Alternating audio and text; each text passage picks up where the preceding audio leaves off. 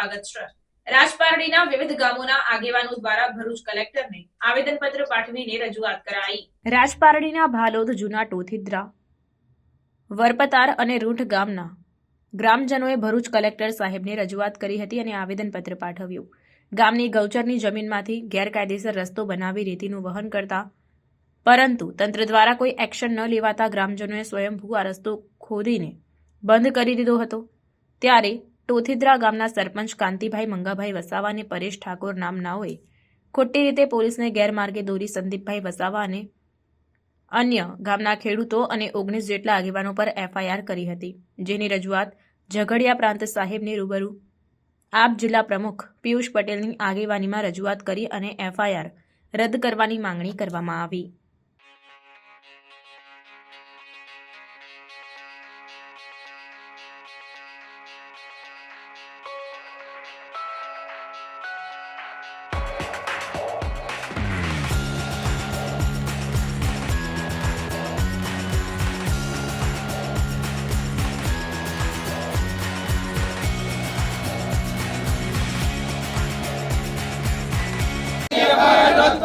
रद्द करो भाई, रद्द करो।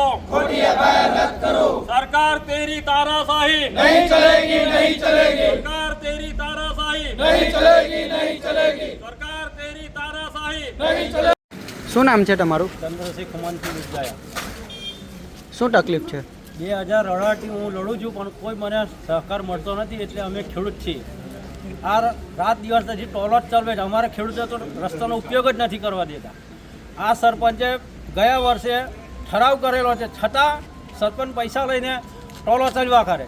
અમારે રસ્તાનો કોઈ ઉપયોગ જ બનતો નથી, એટલે આ રસ્તો ખેડૂતોને મળે એનો ન્યાય અમને મળવો જોઈએ। આજરોજ અમે ભાલોદ, ટોઠીદ્રા, રૂંટ, ઓરપટારના ગ્રામજનો, ખેડૂતો પ્રાંત અધિકારીશ્રીને આવેદનપત્ર આપવા માટે આવ્યા છે। આજે જે ટોઠીદ્રા ગામમાંથી ગૌચરની જગ્યામાંથી જે રસ્તો બનાવીને ગેરકાયદેસર રીતે રેતીનું વહન કરવામાં આવી રહ્યું હતું, એના વિરોધમાં અમે 10 દિવસ પહેલાં કલેક્ટરશ્રીને આવેદનપત્ર પાઠવ્યું હતું અને 7 દિવસનું અલ્ટિમેટમ આપ્યું હતું કે 7 દિવસમાં કોઈ તંત્ર એક્શન નહીં લે તો અમે ગામના ગ્રામજનો, ખેડૂતો જાતે મળીને આ ગૌચરમાંથી જે ગેરકાયદેસર રીતે રસ્તો બનાવેલો છે રેતીનું વહન કરવા માટે એ ખોદી નાખીશું।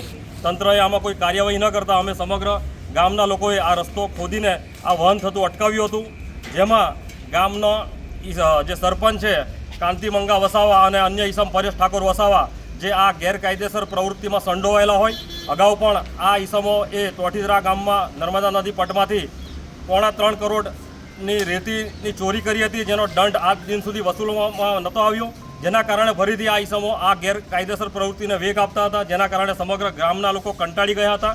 પરિણામે ગામજનોએ જાતે ગૌચરમાંથી રસ્તો ખોદી નાખેલો હતો અને આ રાખીને મારા સહિત બધા અમારા આગેવાનો પર, ગામના ખેડૂતો પર, ગામજનો પર આ લોકોએ તંત્રની મિલીભગતથી અમારી પર ખોટી એફઆઈઆર કરેલી છે। અમારી માંગણી છે કે આ ખોટી એફઆઈઆર રદ કરવામાં આવે અને જે આ ગેરકાયદેસર રસ્તો ગૌચરમાંથી જે બનાવેલો છે એ ગૌચરમાંથી જે રસ્તો ગેરકાયદેસર વાહનોને અવરજવર માટે બનાવેલો છે, કાયમી ધોરણે આ વાહનોનું અવરજવર ત્યાંથી બંધ કરવામાં આવે।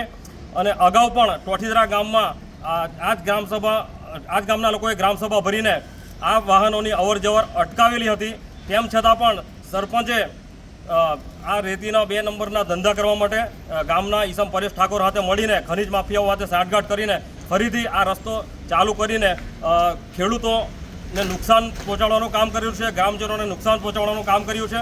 હવે જ્યારે આ લોકો ફરિયાદ કરી છે ત્યારે એ લોકો સાહુકાર બને છે અને ઉલટાના ચોર કોટવાલ કો દંડે એ રીતે ફરીથી એ લોકો 4 ગામના ખેડૂતોનો અવરજવર કરવાનો રસ્તો છે એ રીતના ખોટી સહાનુભૂતિ દર્શાવીને ખોટી એફઆઈઆર કરી છે।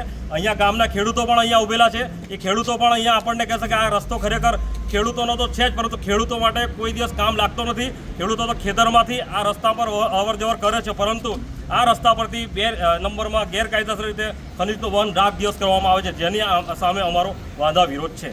ઝઘડિયા તાલુકાના ભાલોદ ગામમાંથી જે ગૌચરની જમીનમાંથી જે રસ્તો કરવામાં આવ્યો હતો આ ખનીજ માફિયાઓના કાળા ધંધા કરવા માટે, એ ગ્રામજનોએ આજથી 10 દિવસ પહેલાં ભરૂચ કલેક્ટરશ્રીને આવેદનપત્ર પાઠવી અને જણાવ્યું હતું કે તંત્ર દ્વારા જો આની અંદર કોઈ નક્કર પગલાં નહીં લેવાય તો દિન 7ની પછી ગ્રામજનો જાતે સ્વયંભૂ આ રસ્તો બંધ કરશે। અને એ રસ્તો બંધ 2 દિવસ પહેલાં ગામના આગેવાનો અને જે કંઈ પણ ખેડૂતો છે એ લોકોએ ભેગા મળી અને રસ્તો બંધ કર્યો. એ વિડીયોની અંદર ગેરકાયદેસર ચાલતી રેતીની જે ગાડીઓ છે એ પણ અંદર દેખાય છે, સાથે જ રોયલ્ટી વગરની ગાડીઓ છે એ પણ દેખાય છે. પરંતુ ગામના સરપંચે આજે ત્યાં આગળ આજે 19 જે ખેડૂતો અને ગામના આગેવાનો છે એ લોકો ઉપર એમને જે ફરિયાદ કરી છે, એફઆરઆઈ કરી છે, એમાં કોઈ જગ્યાએ એવો ઉલ્લેખ નથી કર્યો કે ત્યાંથી ગેરકાયદેસર જે રેતીની ગાડીઓ જતી હતી, રોયલ્ટી વગરની જે ગાડીઓ જતી હતી એ લોકોના વિરુદ્ધમાં કોઈ એફઆરઆઈ કરવામાં નથી આવી. ત્યારે પોલીસે પણ આની અંદર સાવચેતીપૂર્વક ધ્યાન આપી અને તપાસ કરી અને પછી એફઆરઆઈ કરવાની જરૂર હતી. પરંતુ પોલીસને તંત્રનું દબાણ આવે, જ્યારે રાજકારણીનું દબાણ આવે એટલે પોલીસ જેમ બને એમ બલ્કમાં જ્યારે એફઆરઆઈ કરતી હોય એવી રીતે વારે ઘડીએ એફઆરઆઈઓ પર એફઆરઆઈઓ કરતી જાય છે. પરંતુ અમે પોલીસનું પણ ધ્યાન દોરવા માંગીએ છીએ કે ક્યાં સુધી તમે આવી રીતે એફઆરઆઈઓ કરશો. આજે ગ્રામજનો હેરાન થાય છે એ કોઈ પોલીસને દેખાતું નથી, પરંતુ જ્યારે ગ્રામજનોના હિતની વાત હોય ત્યારે પોલીસ પાછા હાથ ખેંચી લે છે અને આવા ભૂમાફિયાઓ, આવા જે ખનિજ માફિયાઓ છે એ લોકોને છાવરવા માટે વારે ઘડીએ પોલીસ એ લોકોના કહેવાથી એફઆરઆઈ નોંધી દે છે. ત્યારે આજે સમગ્ર ગામજનો સાથે અહીંયા ઝઘડિયા પ્રાંત સાહેબને આવેદનપત્ર પાઠવવા માટે આવ્યા છે. જો એફઆરઆઈ રદ નહીં થાય તો આગામી જે કંઈ પણ કાર્યક્રમ હશે એ ગાંધી ચિંધ્યા માર્ગે અમે આપીશું.